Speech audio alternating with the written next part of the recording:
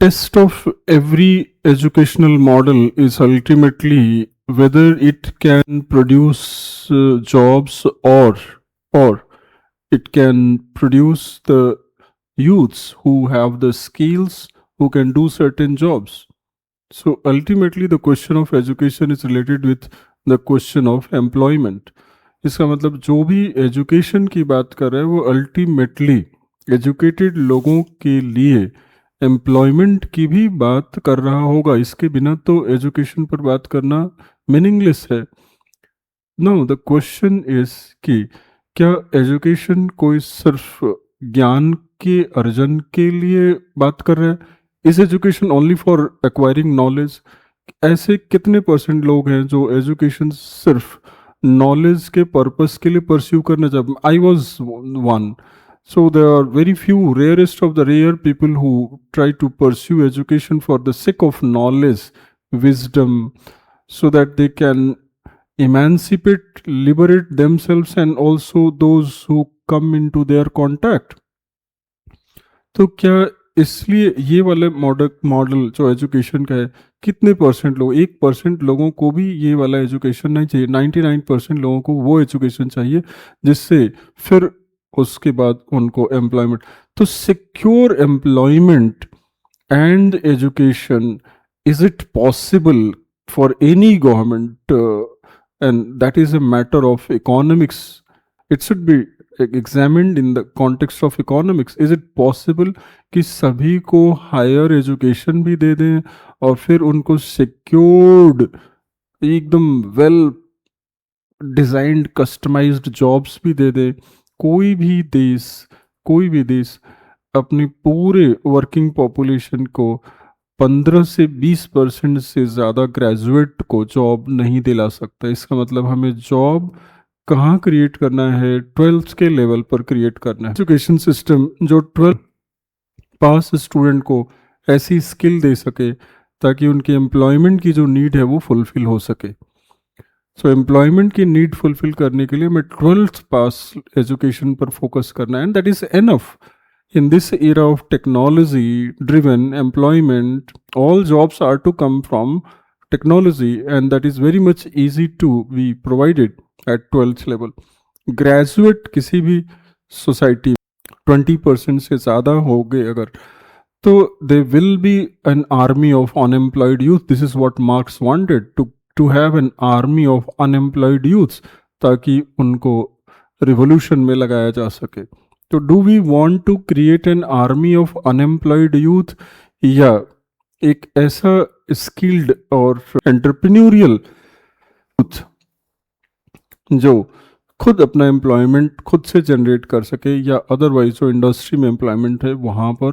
So the leftist model of education has always been guided by the two principal that सभी हमारे graduates, post graduate researcher को ये capitalist सरकार नौकरी देगी, और नहीं तो इतने ज़्यादा ग्रेजुएट पैदा करेंगे कि वो अल्टीमेटली एक army of unemployed youth, educated unemployed youth बन जाए.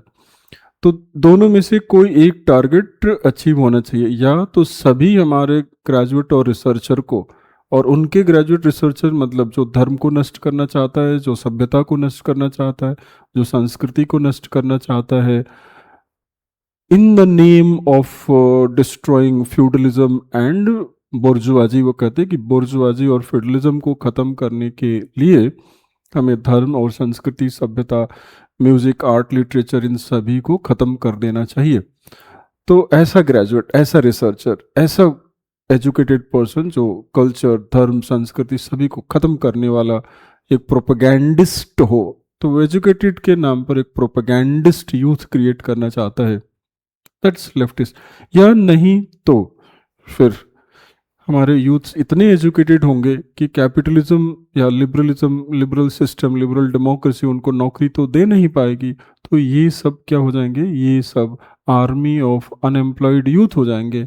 और इन्हीं को आगे हम इनको प्रोपेल कर, इनको फंसा करके, मतलब इनको प्रोवोक करके, इनको इंडोक्ट्रिनेट करके इनसे रिवॉल्यूशन करवाएंगे, इसमें ये लोग मारे जाएंगे और रिवॉल्यूशन होगा।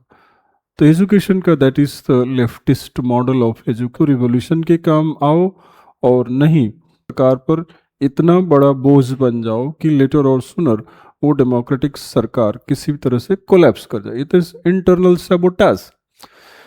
This is the policy of internal sabotage. या तो इंटरनल सैबोटाज से तुमको खत्म कर देंगे और नहीं तो रिवॉल्यूशन से खत्म कर देंगे। Leftist model of education. Most of our so called educational philosophers this way or that way directly or indirectly उसी एजुकेशनल मॉडल को प्रोपेगेट कर रहे होते हैं। उनको पता भी नहीं है कि उसका अल्टीमेट पर्पस क्या है। या तो इन सरकार के ऊपर इतना बड़ा फाइनेंशियल बर्डन डाल दो ताकि वो बाकी और कोई प्रोडक्शन तो करे नहीं, हमारी सैलरी और हमारी पेंशन और हमारी सोशल सिक्योरिटी देने में ही ख़त्म हो जाए। या तो वैसे सैबोटाइज करके गिरा देंगे और नहीं तो अगर एम्प्लॉयमेंट नहीं दिया तो ये जो हमारे एजुकेटेड यूथ हैं उनके अंदर जो नॉलेज है उस नॉलेज को यूज़ करके रिवोल्यूशन करेंगे, वायलेंस करेंगे और वायलेंस से गिरा देंगे। तो अब हमें सोचना है क्या यही एजुकेशन का मॉडल पॉसिबल है या इसका पैरेलल कोई दूसरे एजुकेशन मॉडल पॉसिबल हैं। एजुकेशन का पर्पस अल्टीमेटली एम्प्लॉयमेंट क्रिएट करना है। So what is the best level of at which level of education we can provide skills to our youths so that they could become employed. That level is mostly 12th level. In China, their education system is so planned that they allowed only some 3-5% of their youths to move upward for higher education. The remaining all are trained in such a manner that they could join the factories, they could join the corporate offices, they could join the services. So around 90% youths are absorbed into the logistics system या जो वहाँ का production system है वो उस तरह का skill देते हैं। 10% मैक्सिमम 5 to 10% को वो अपने गाँव का एजुकेशन जो टेस्ट सिस्टम है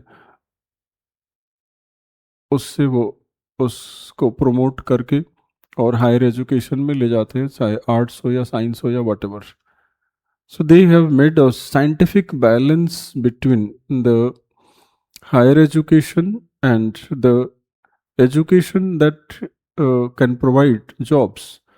सो जो जॉब वाला एजुकेशन है उस पर सबसे ज़्यादा उन्होंने इन्वेस्ट किया है और ताकि उनका जो यूथ है एजुकेटेड होने के बाद किसी भी तरह का फ्रस्ट्रेशन का शिकार ना हो, ताकि उसको नौकरी मिले।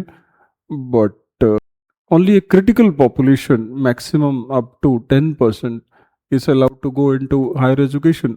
बट जब ये क्रिटिकल पॉपुलेशन हायर एजुकेशन में जाती है तो इतनी डिवोटेड और डेडिकेटेड है कि instead of involving themselves into sabotage like in India, वहाँ कम्युनिस्ट सिस्टम होने के ये फ़ायदा है कि यूथ्स को अलग से कम्युनिस्ट बनाने की ज़रूरत नहीं है। सिस्टम एक कम्युनिस्ट है तो अलग से जैसे इंडिया में है कि हम पढ़ाई से एजुकेशन से कम्युनिस्ट बनाएंगे और फिर उनसे रिवोल्यूशन करवाएंगे, वहाँ पर चाइना में इसकी ज़रूरत नहीं क्योंकि सिस्टम इज़ कम्युनिस्ट।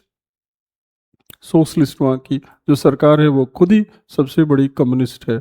उस सरकार के अगेंस्ट कौन कम्युनिस्ट रिवॉल्यूशन कर सकता है, उसकी ज़रूरत नहीं है। बट इंडिया में एक लेफ्टिस्ट इकोसिस्टम, ये कांग्रेस सरकार की ये विरासत है। नेहरू ने ये एक इकोसिस्टम इंडिया में डेवलप होने दिया ताकि एजुकेशन को टूल बना करके लेफ्टिस्ट लोगों को क्रिएट किया जा सके। तो ये डेमोक्रेसी होने का हमको नुकसान हो गया कि in the name of democracy the system, education system was all leftist ecosystem. तो वो स्टूडेंट ऑर्गेनाइजेशन से ले करके और टीचर्स ऑर्गेनाइजेशन तक, और अब तो सुप्रीम कोर्ट और high court, everywhere there is a fully flourishing leftist ecosystem. तो यहाँ पर सारा फोकस एजुकेशन में ये है कि कैसे लेफ्टिस्ट इकोसिस्टम को और आगे बढ़ाया जाए और प्रमोट किया जाए। So our education has become the victim of ecosystem building project.